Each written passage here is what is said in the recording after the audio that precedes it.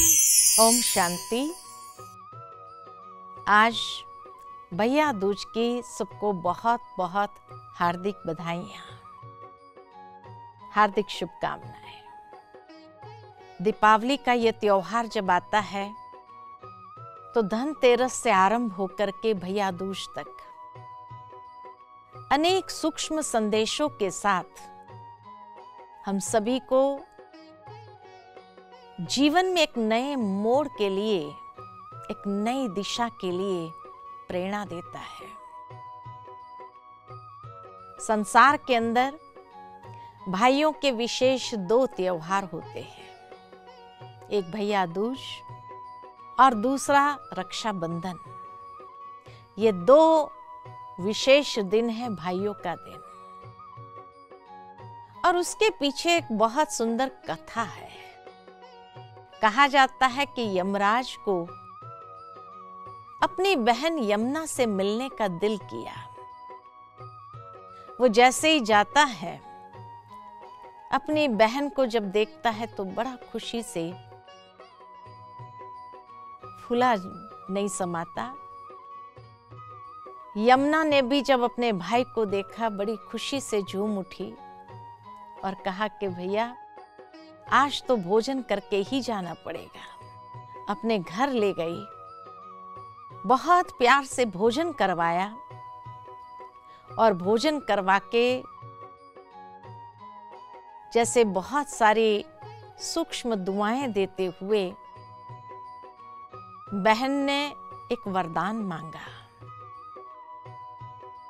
जब भाई ने कहा कि मांगो जो वरदान चाहिए, आज के दिन मैं तुझे दे दूंगा, तब यमुना ने कहा कि आज के दिन जो बहन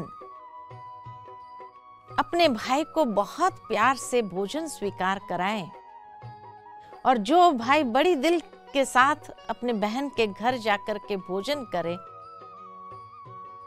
उनको कभी यमराज ले जा नहीं सकता है।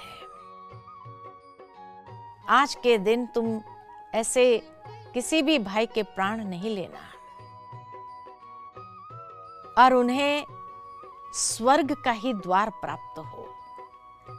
यमराज ने भी इस बात के लिए वायदा दिया और वायदा देकर के यही कहा कि ठीक है बहन, आज के दिन जो भाई अपने बहन के घर जाएगा, प्यार से भोजन स्वीकार करेगा, यमुना में स्नान करेगा, उन भाइयों का प्राण मैं कभी नहीं लूंगा। और अगर वो जाते भी है तो उन्हें नरक का द्वार नहीं देखना पड़ेगा, वो स्वर्ग लोक में ही सीधा जाएंगे। लेकिन जब ये कथा सुनते हैं तो मन में एक विचार आता है कि जिन बहनों का भाई न हो उसका क्या, या जिन भाइयों की बहनें न हो उसका क्या, या जो बहनें देश में रहती हो, भाई परदेश में रहता हो, विदेश में रहता हो, वो तो भोजन करने आ ही नहीं पाएगा, तो उनका क्या होगा।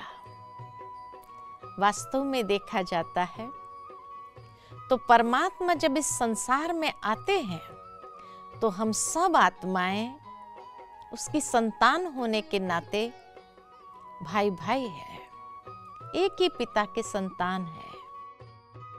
शारीरिक रीति से अगर देखा जाए तो हम सभी आपस में एक परिवार के सदस्य है, भाई बहन है।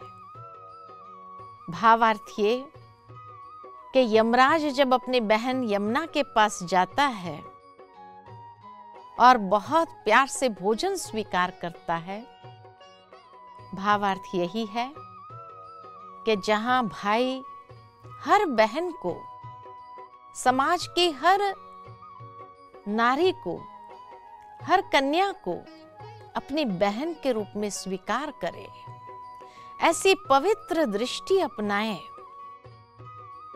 और प्यार से उनके जीवन की रक्षा करे, ऐसे भाई जब बहन के पास भोजन भी करते हैं तो ये गम ही नहीं रहता कि हमारी कोई बहन नहीं है। जहां वो हर कन्या को अपनी बहन के रूप में ही स्वीकार कर ले और इस तरह से एक वसुधैव कुटुंबकम की भावना को जागृत करे। कहा जाता है कि इस दिन पर विशेष बहनें भाई को टीका देती है, अर्थात ये टीका कोई स्थूल टीके की बात नहीं है, आत्मिक स्वरूप का टीका देती है कि हे भाई, तुम ये देह नहीं हो, लेकिन इस देह के अंदर एक बहुत सुंदर आत्मा हो, बहुत ऊंचा भाव है। आत्मिक स्वरूप का टीका देना अर्थात आत्मिक जागृति ले आना कि तू भी आत्मा है, मैं भी एक आत्मा हूं, हम दोनों एक परमात्मा की संतान हैं। साथ ही साथ प्यार से भोजन स्वीकार कराना। भोजन वास्तव में है ज्ञान का भोजन, ज्ञान अमृत है और इसीलिए ज्ञान का भोजन जब स्वीकार करती है आत्मा, तब वो अमरत्व का वरदान प्राप्त करती है। तो इसीलिए ये ज्ञान का नवेद स्वीकार करे और उसके बाद हर भाई मन के अंदर ये दृढ़ संकल्प ले कि समाज की हर कन्या, हर नारी बहन स्वरूप है और उस बहन की इज्जत की रक्षा करना हमारा कर्तव्य है। इस तरह के दृढ़ संकल्प में प्रतिबद्ध होता है, तब बहन के आशीर्वाद को भी प्राप्त करता है और साथ ही साथ वो बहन को वचन देता है, प्रॉमिस करता है कि आज के बाद कोई भी भाई तेरी तरफ बुरी दृष्टि से नहीं देखेंगे, तेरी इज्जत की रक्षा करना हमारा कर्तव्य है। जब इस तरह के संसार के अंदर भावना फैल जाएगी तो ये संसार कितना सुरक्षित स्थान हो जाएगा हर इंसान के लिए।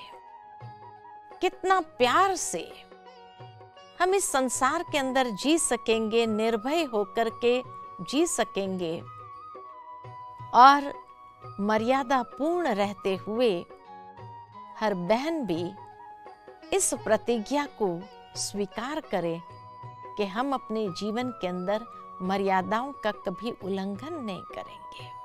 ऐसे ज्ञान का भोजन स्वीकार करते हुए, श्रेष्ठ संकल्प को जीवन में लेते हुए, दृढ़ संकल्पधारी होकर के हमें इस संसार को बहुत सुंदर स्थान बनाना है और तब जाकर के ये संसार पुनः एक ऐसी भावना से झंकृत हो उठेगा जिसको कहते हैं वसुधैव कुटुंबकम की भावना। और इस तरह से आत्मिक दृष्टि के साथ, आत्मिक वृत्ति के साथ, आत्मिक भावना के साथ एक दूसरे के साथ व्यवहार करें, एक दूसरे के समीप आए, एक दूसरे का ध्यान रखते हुए हम नित्य जीवन के अंदर आगे बढ़े। तभी हमारी ये सृष्टि, हमारी इस दुनिया के अंदर निर्भयता पनपने लगेगी और सुंदर पवित्र भावनाओं से सिंचन होगा। मधुरता का व्यवहार हर कोई करने लगेगा तो स्वर्ग ही तो वो सृष्टि हो जाएगी। आइए हम सब मिल करके ऐसी स्वर्गीय दुनिया की पुनः स्थापना इस संसार के अंदर करते हैं।